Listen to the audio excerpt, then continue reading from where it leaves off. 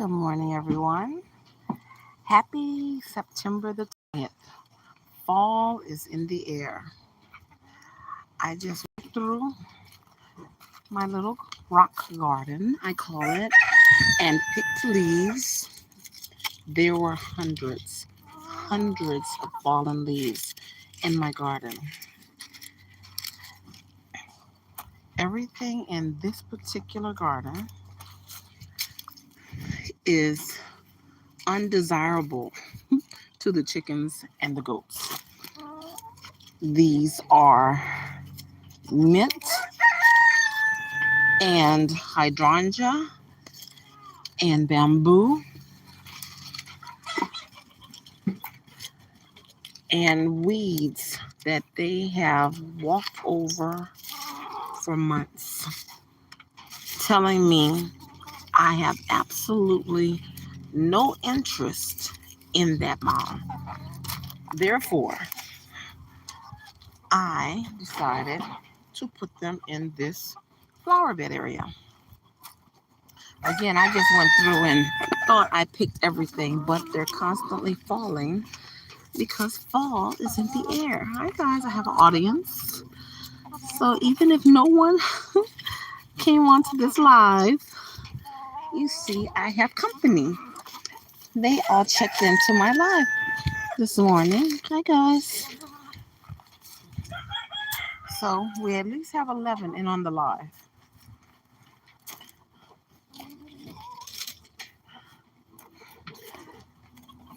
So I guess what I'm saying is if you're in an area with trees and you have goats, you have food for your goats.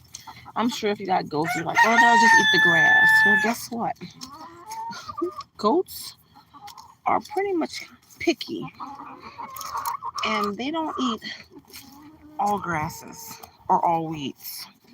They eat what they want to eat. And you will still end up mowing if you're lucky like me.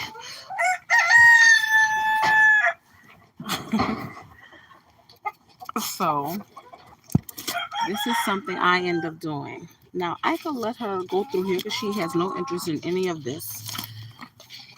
No interest. But I do it because I don't want my pots stamped all over. So the ferns, bamboo, some wild weed, more wild stuff, and mint. Wild stuff, bamboo, hydrangea, more bamboo, mint that I took from the garden because, hello, mint prefers shade and they get this big shadow from this tree with sprinkles, little dabbles of sun, and they thrive here. And I have moved my mint around my yard several times to discover they like this location. They love this location. So even as I record, leaves are still falling. Now, any leaf that has residue of chicken poo or something else they don't like on it, they will either not eat it or they will spit it out. At least my Nubian does. Lantana of Lantana, growing wild from the yard, and we put in some boots that we outgrew that had holes in them. I have to put ropes around this, some rope to keep them standing up. But that's just wild lantana that also likes the shade and all the mint. And that keeps the chickens from coming in here. The chickens and the goat, they just get a whiff and walk away. One whiff and walk away. All the mint and this peppermint and spearmint. So you see, that is the lid to the feet, and it is full. And I didn't go far, people. This is what I did. These temporary cages for my boys here, the tree is right above, and the leaves just fall on.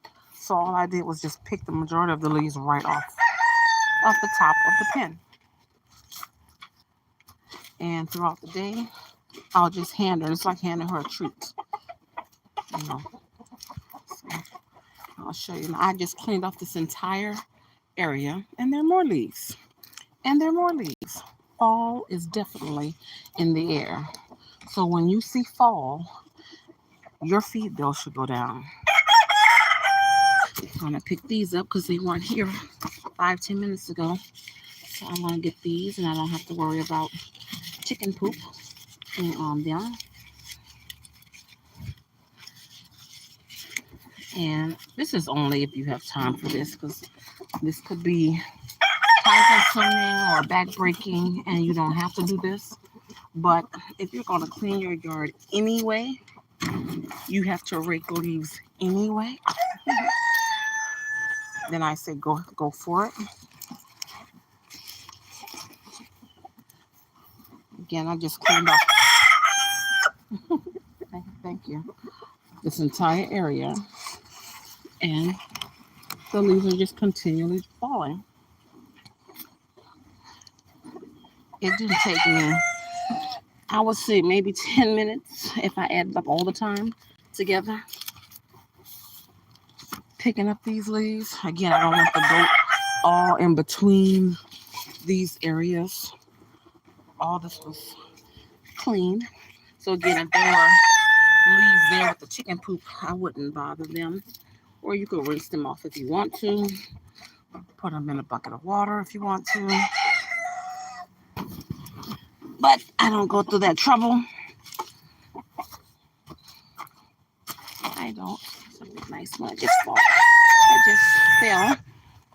Okay, that's my leaf picking services for the day. So you see, it doesn't take long. And that will be a nice hearty breakfast. I also put some grains, goat grains there.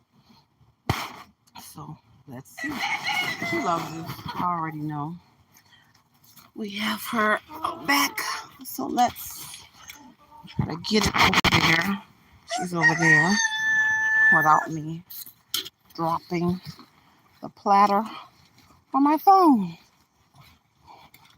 Mommy's coming, Shirley. She can't wait because I haven't fed her yet. She only has a water. Hi, Cheryl. Cheryl's a warrior. She likes to pee on camera. You've gotten tangled. Good for me, you're tangled. So I don't have to worry about you knocking the bowl over. Now she could eat out of this, but I need to take this lid back to another area.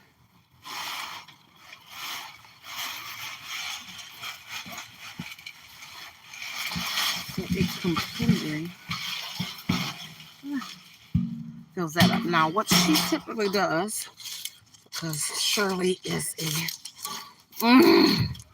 she can be that goat. She will dump the whole bowl over to get to the grains underneath. That's a Shirley thing. So why am I doing this? It's stupid to do it because she's gonna knock it all over to get to the drains. So let her do it on camera. Oh, you've gotten tangled, I see. Gotten tangled. So I have to untangle you so you could get to your grains. I'm coming, Cheryl. I'm coming. Let me sit this down. My son did dig up the tripod yesterday. We've been had it. I'm old school, as you see. Oh, over 50, so I don't get into all that techie stuff. That's why I walk with my Shirley camera. There you go. Let's see. She knows what's under there. She knows, oh, there's feed under there. But she will eat every last morsel of feed first, and then she will eat her leaves. Now, if there were no feed in there, She would dump the entire thing over, looking for the feed, and then she will eat the leaves. So that's probably what she will end up doing. This is my elderberry tree that was beautiful. And it was all wooded. It was actually in the woods and protruding out the woods to get sunlight. But we have since, us and the goats, because we had two goats, cleared this area. Us and the goats and a little handheld battery operated saw. And this tree rotted, as you'll see in a earlier video, rotted and fell. I hate that, but I'm just letting it dry rot, and as it dry rots, it breaks apart, and then I could get it to the burn pile and burn it, or I'll just burn it in place up. But I don't want to hurt my elderberry. But it is steadily losing leaves and thinning out, and so many parts are broken because of the goats. Goats are very destructive. I don't care what anyone says; they're very destructive.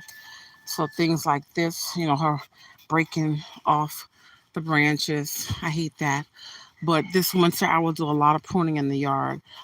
Things were just discovered. Like this tree was discovered. It was in a densely wooded area, and it was just sticking out. Little portions of it were sticking out.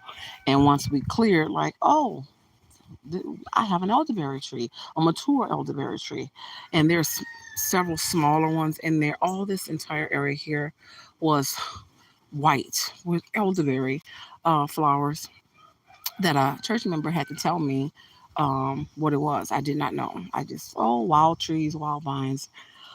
So anyway, I'm already hot because I've been working today out here. There. This is a 50-foot lead, and it's a new one. She doesn't have the whole 50 feet right now, but she has plenty of room. Again, I have a goat and had goats um, to clear this little less than 1 acre, little less than 1 acre. And I just needed some help clearing, which the two goats really did a lot of underbrushing. And that's what I needed to pay someone to underbrush because again all this was wooded, that was all wooded, all of this dense woods, and two goats. And since last December, this is September, so for the last 9 months it's only been Shirley and the little bit that me or my son do with our little handheld, but this is Shirley. So if you're patient, goats will definitely help you out a lot if you're willing to deal with the shenanigans, and there will be shenanigans. So, what I was leading to, um, and speaking of leads, I was leading to, I used a tether to help her concentrate on a particular area at that time that day.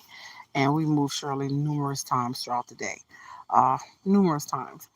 Um, it may be the rare occasion that she's in one area for the entire day. It's rare. It has happened, but it's rare.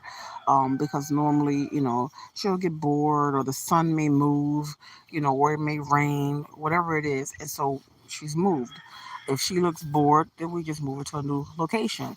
If the sun comes out, and she can't get shade, we move her to a shady location. And that's what we do with her. So I'm thankful that, like I said, she's helped us so much, so much, so much.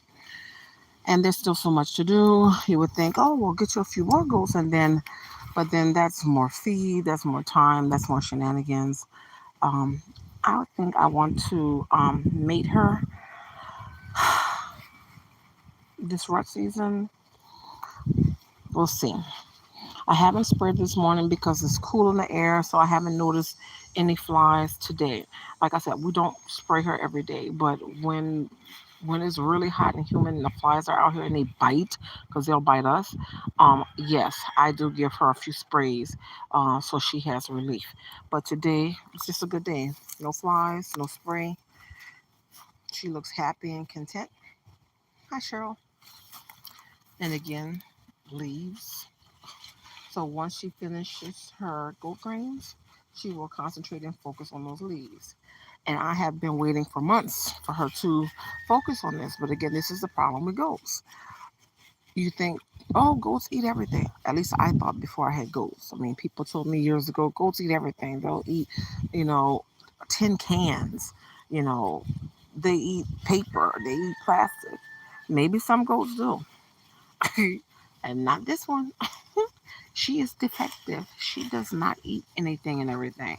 No, she is very, very finicky, very picky. There's several things I found out that she does like. Goes like animal crackers. The person who gave them to us told us that she loves nuts. Someone told me online that ghosts cannot eat walnuts. I haven't Googled that yet, but since then haven't given her any more walnuts. But I gave her hazelnuts. She loves them. She just eats them out my hand, and she's so gentle. She's never bit us. I don't know if anybody else had a goat that bit them, but we just feed her right from the palm of our hands, just little licks. She's as gentle or more gentle than a dog. Very gentle, but she loves the hazelnuts, pecans. When we have extra, they go stale. If they're too stale, she won't eat them either. It's a smell thing. They're big sniffers, big sniffers. So if it just smells too off for her, she is not having it. Uh, they're not into wet food. Mm-mm. Even some grains got wet. My son left the lid off, and she was not feeling it. She ate some, but she was not feeling that. Chickens, they like the wet feed. Our chickens enjoy the wet feed, but she was not feeling that. Uh, Again, she ate some of it. I'm hoping she will get to this. It's winter, all this stuff is going to die down. And we're in Louisiana, and it's been triple digit heat out here for months and months. And so now it's finally cooling off, thank God. I looked at the temperature last night, it was 76. Could you believe it? 76. Like when you even have to turn off one of your fans. Turn off a fan, like, oh, it's chilly. Oh, I need a blanket. What? So fall is definitely here. I think officially it doesn't hit until the end of this week, I think. But we're feeling the difference already. It was so cool when I came out yesterday morning. It's very comfortable right now. As you see by all the shade, and it's like a little after 10 in the morning. Very comfortable out here. So when the burn ban is lifted, I have a lot to burn and get rid of. And I'm a big recycler, upcycler. So the plan is once all this is burned, the wood, a lot of the ash or all the ash will go in my compost and in my gardens. So they will go, I hear this is really good for Mother Earth. It's really good for growing. So that's what I will be doing with my ash. It will go in my compost bin and into my garden. Shirley and her feed, free feed. So these trees have grown on this property free of charge for years and years and years, decades upon decades. I have not paid a cent for them, and all it cost me was bending over. And normally, when I have time, and I took on a short walk, I walk her like a dog on a leash, and she leads me basically. So she walks me. She sees the leaves falling while she's in the barn, and as soon as I love to see her drink. And I don't see them drink often, so I don't know if it's just her or what. She has a trough of water every day. If she dumps it over for any reason, refill it several times. That is 1 gallon of water right there. But when she drinks, she normally drinks a half gallon to almost a full gallon of water at one like slurpee. Huh, drippy, drippy. You're on camera, girl. You're dripping that water. Look at you. She said, I don't care, Mom. It's refreshing. See, she has a big, nice, fat belly. Just perfect. That's what the vet said also. That $500 vet bill. But she's very healthy. I did have her treated. What was that? Last December when her sibling passed of a high uh, bacteria count, parasite count. And I had her treated as well. Like I said, it was a $500 week, but that was our first visit to the vet. So I just try to, keep them or keep her as healthy as possible. A little sprinkle now and then of the diatomaceous earth. I call it DE. Not even often, but I do. And she's probably due for another deworming. I'll have her deworm, and I've never done her hooves, so I guess it's probably that time as well. I don't see her complaining. The vet didn't mention anything either. So what I'm thinking, I know a lot of this stuff you could do yourself, but I'm thinking I'll probably do another trip to the vet, not a $500 one, but just a call, kind of, what do you call it, checkup. Let's do a follow-up checkup in the next couple months, and have the vet just kind of look her over the hooves, her poops, you know, maybe some blood work, just to kind of see if, hey, we're all good. And if she's all good, then I'm going to mate her and then have some little baby Shirley's. I do not want a male goat, so if I do get a male or males, then more than likely I'm going to end up selling them.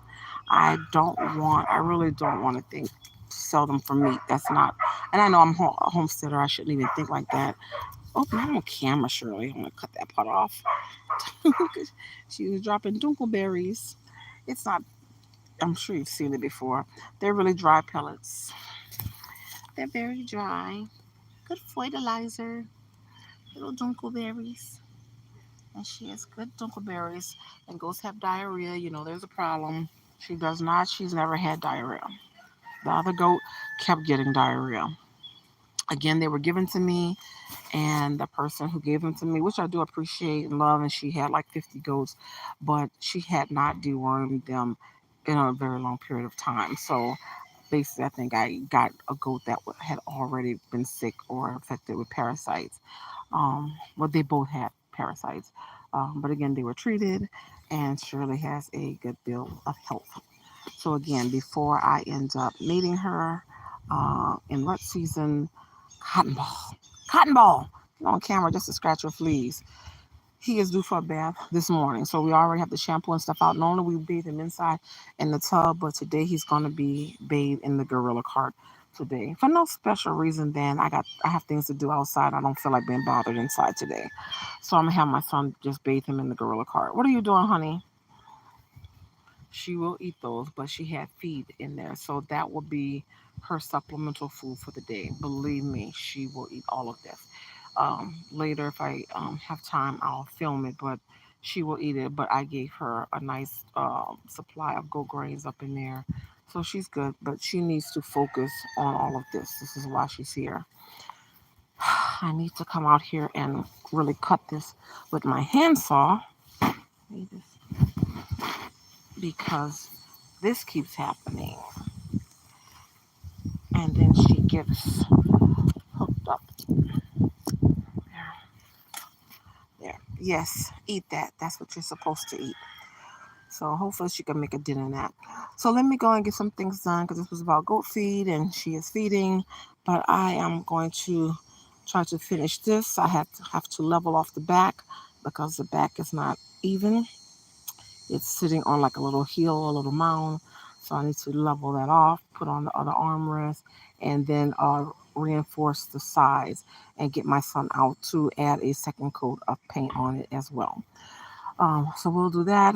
And I have some other projects that I'm working on as well. You know, I'm working on my A-frame chicken coop over there, the A-frame, and I'm working on the new goat shelter over there.